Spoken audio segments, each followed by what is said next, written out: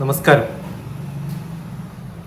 UPSCയെ ലളിതമായി മനസ്സിലാക്കാൻ നാം ഒരുക്കുന്ന ചില ശ്രമങ്ങളുടെ ഭാഗമായിട്ടാണ് ഇന്ന് ഈ പാഠം. ഇവിടേക്ക് നിങ്ങൾക്ക് സ്വാഗതം. ശിക്ഷ UPSC ക്ലാസ്സുകൾ, വ്യത്യസ്തമായ വിഷയങ്ങൾ അതിനെ ആഴത്തിൽ മനസ്സിൽ ആക്കാനും ബുദ്ധിപരമായി ചിന്തിക്കാനും ഉതകുന്ന ചില ചിന്തകൾ, എല്ലാ വിഷയങ്ങളും കവർ ചെയ്യാനല്ല, അത്തരം ചിന്തകൾ ഉണ്ടാക്കിയെടുക്കാനുള്ള കഴിവുണ്ടായാൽ നിങ്ങൾക്ക് വ്യത്യസ്തമായ വിഷയങ്ങളുമായി നമ്മുടെ മുന്നിലെത്തുമ്പോൾ അതിനെ വിശകലനം ചെയ്യാനും സ്വന്തം മനസ്സിലാക്കാനുമുള്ള കഴിവുള്ളവരാക്കി മാറ്റാൻ സാധിക്കും എന്നുള്ള ഒരു കോൺഫിഡൻസ് നിങ്ങളിൽ ഉണ്ടാക്കാൻ എനിക്ക് സാധിക്കുന്നല്ല, നിങ്ങൾക്ക് സാധിക്കും എന്നുള്ളൊരു കോൺഫിഡൻസ് ഉണ്ടാക്കാൻ ചില ഉദാഹരണങ്ങളുമായിട്ടാണ് ഞാൻ നിങ്ങളുടെ മുന്നിലെത്തുക. ഇന്ന് ഞാൻ ചിന്തിക്കാൻ ഉദ്ദേശിക്കുന്ന വിഷയം ആധുനികതയും പാശ്ചാത്യവൽക്കരണവും ഭാരതത്തിൻ്റെ ചിന്തകളെ നമ്മുടെ പൗരാണികമായ സനാതന ചിന്തകളുമായി, അത്തരം ഒരു കൾച്ചറുള്ള ഒരു രാജ്യത്ത് എങ്ങനെ സമന്വയിപ്പിച്ച് കൊണ്ടുപോകാൻ സാധിക്കുന്നു എന്നുള്ളതിനെ കുറിച്ചുള്ള ഒരു വിചാരം, അത് നമുക്ക് മനസ്സിലാക്കാൻ ശ്രമിക്കാം എന്നാണ് എനിക്ക് തോന്നുന്നത്. അടിസ്ഥാനപരമായി നാം എല്ലാം ഡെവലപ്മെന്റ് ആഗ്രഹിക്കുന്നവരാണ്. ലോകം വികസിക്കുന്നതിനനുസരിച്ച് ഭാരതം വികസിക്കണമെന്ന് ചിന്തയുള്ളവരാണ്. അതിൽ തെറ്റില്ല, അതാണ് ആവശ്യം. പക്ഷെ ആധുനികത നമ്മുടെ മൂല്യം നശിപ്പിക്കുന്ന ഒരു സമ്പ്രദായമായി മാറരുത് എന്ന് നിർബന്ധ ബുദ്ധിയുള്ള ഒരു ജനറേഷൻ, ഞാൻ അടങ്ങുന്ന ജനറേഷൻ, അപ്പൊ എൻ്റെ മക്കളെയാണ് ഞാൻ ആധുനികതയിലേക്ക് പറഞ്ഞു വിടുന്നത്. അപ്പൊ ഇതെങ്ങനെ സമന്വയിച്ച് പോകാം, ഭാരതത്തിന് അത് സാധിക്കുന്നുണ്ടോ എന്നുള്ളതാണ് ചോദ്യം. ശാസ്ത്രീയമായ ചിന്തയും വിവേകവും ആധുനിക സാങ്കേതിക വിദ്യകളും ചിന്തകളും നിയമ കാര്യങ്ങളെക്കുറിച്ചുള്ള വിജ്ഞാനവും നമ്മളിൽ ഉണ്ടാവണം. തൊഴിൽപരമായ വികസനത്തിൻ്റെ ഭാഗമായിട്ടുണ്ടാവുന്ന മാനദണ്ഡങ്ങളും ഉത്തരവാദിത്വങ്ങളും ജീവിതത്തിലുണ്ടാവുന്ന മാറ്റങ്ങളും ഒക്കെ അനുഭവിക്കാനും അറിയാനും നമുക്ക് സാധിക്കണം. അപ്പോൾ ഇതാണ് പാശ്ചാത്യവൽക്കരണം, വെസ്റ്റേൺ, ഈസ്റ്റേൺ എന്ന് പറയുന്ന വ്യത്യാസങ്ങൾ സംസ്കാരത്തിൽ എങ്ങനെയൊക്കെ മാറ്റങ്ങൾ ഉണ്ടാക്കുന്നു, വസ്ത്രധാരണത്തിൽ, ഭക്ഷണശൈലിയിൽ, ഭാഷയിൽ, ആശയങ്ങളുടെ ചിന്ത ഉരുത്തിരിയുന്ന കാര്യങ്ങളിൽ, വ്യക്തി സ്വാതന്ത്ര്യത്തിന് വ്യത്യസ്തമായ വ്യാഖ്യാനങ്ങൾ ഉണ്ടാവുന്ന ഒരു സമയത്തു കൂടി ചരിത്രപരമായ പശ്ചാത്തലങ്ങൾ, ബ്രിട്ടീഷ് ഭരണകാലം മുതൽ ഉണ്ടായിട്ടുള്ള പാശ്ചാത്യവൽക്കരണത്തിൽ, ഇംഗ്ലീഷ് വിദ്യാഭ്യാസത്തിൽ, പത്ര മാധ്യമ രംഗത്തുണ്ടാക്കുന്ന മാറ്റങ്ങൾ നമ്മളെ ഇൻഫ്ലുവൻസ് ചെയ്യുന്ന കാര്യത്തിൽ, നിയമ സംവിധാനങ്ങളുടെയും മറ്റ് ചിന്തകളിലൊക്കെ ഉണ്ടായിട്ടുള്ള മാറ്റങ്ങൾ.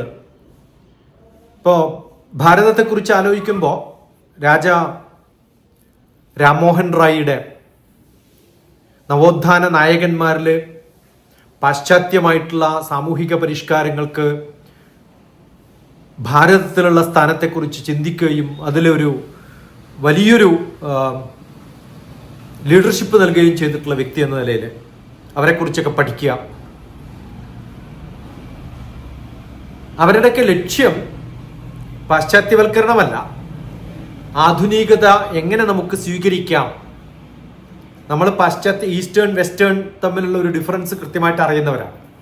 അപ്പോൾ ഈസ്റ്റേൺ ചിന്തകളെ വെസ്റ്റേൺ ചിന്തകളിലേക്ക് സമന്വയിപ്പിക്കുക എന്ന് പറയുന്നത് വലിയൊരു പ്രശ്നമാണ്. അപ്പോൾ ആധുനികതയെ ഏറ്റെടുക്കുകയും ഭാരതത്തിന്റെ ചിന്തകളിൽ സ്വാതന്ത്ര്യാനന്തര കാഴ്ചപ്പാടുകളിൽ നെഹ്റുവിന്റെ കാഴ്ചപ്പാട് പോലെ ഡെവലപ്മെന്റ് ഉണ്ടാവുകയും ശാസ്ത്രീയമായ ചിന്തകൾ ഉണ്ടാക്കിയെടുക്കുകയും പാർലമെന്റ് എന്ന് പറയുന്ന വലിയൊരു സങ്കല്പത്തിന്റെ ഭാരതീയമായിട്ടുള്ള ഒറിജിനാലിറ്റി നിലനിർത്തുകയും ശാസ്ത്രീയമായ ചിന്തകൾക്ക് വേണ്ടിയിട്ട് IIT, ISRO, Indian institute of science എന്ന സ്ഥാപനങ്ങളൊക്കെ ഉണ്ടാക്കിയെടുത്ത ഒരു കാലത്ത് നമ്മുടെ പഴയ ചിന്തകളെ നമ്മൾ വെസ്റ്റേൺ സിസ്റ്റത്തിലേക്ക് സമർപ്പിക്കുമോ, അല്ല ഇത് രണ്ടും കൂടി യോജിച്ചു പോകുമോ എന്നുള്ളതാണ് നമ്മുടെ ചോദ്യം.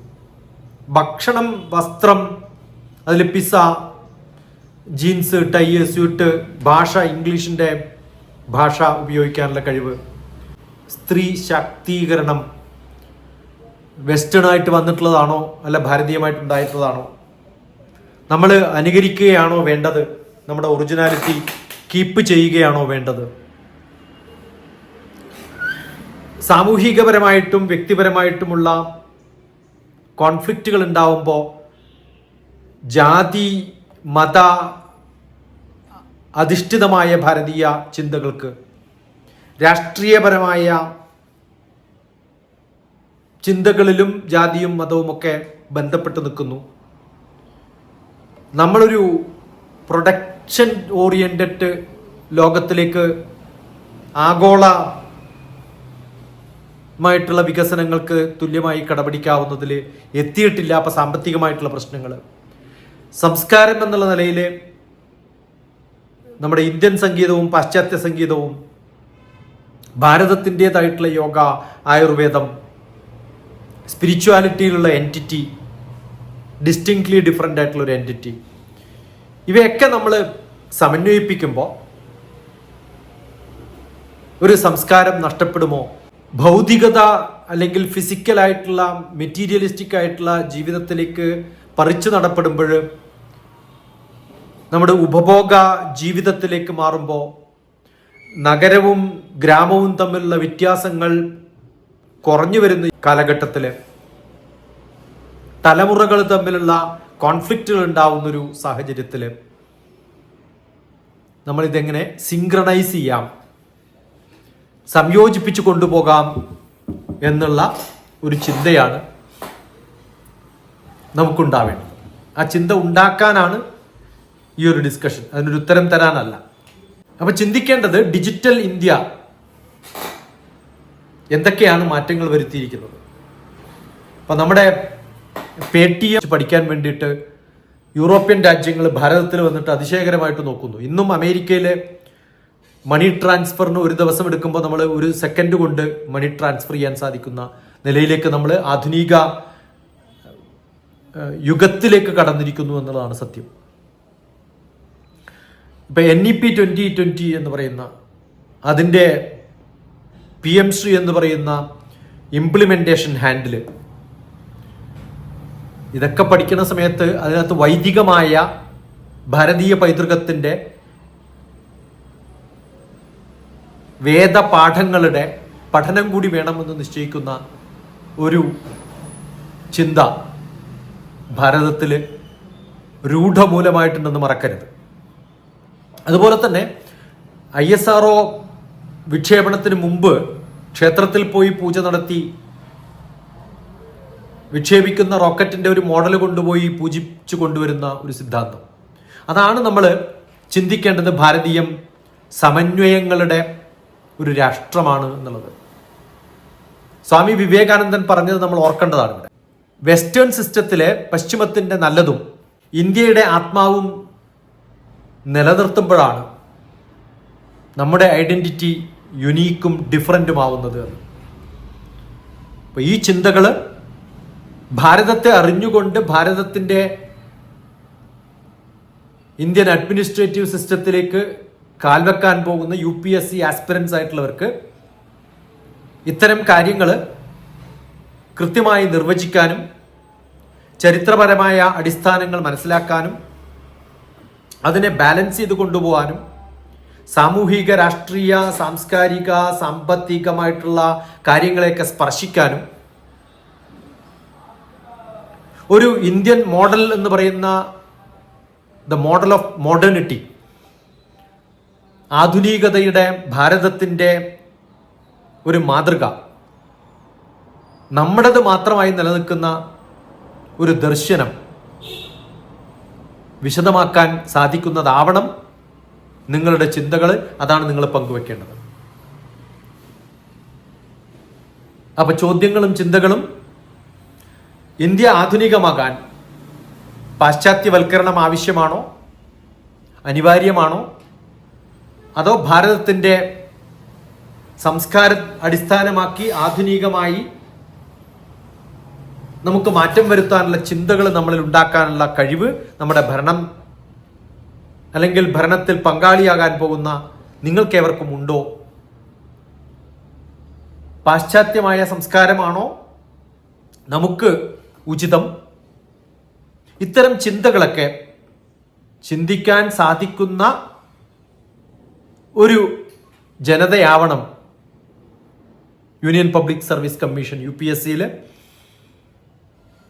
നിങ്ങൾ ചിന്തിക്കേണ്ടതും ആലോചിക്കേണ്ടതും സംവദിക്കേണ്ടതും ചർച്ച ചെയ്യേണ്ടതും ആയിട്ടുള്ള വിഷയങ്ങൾ.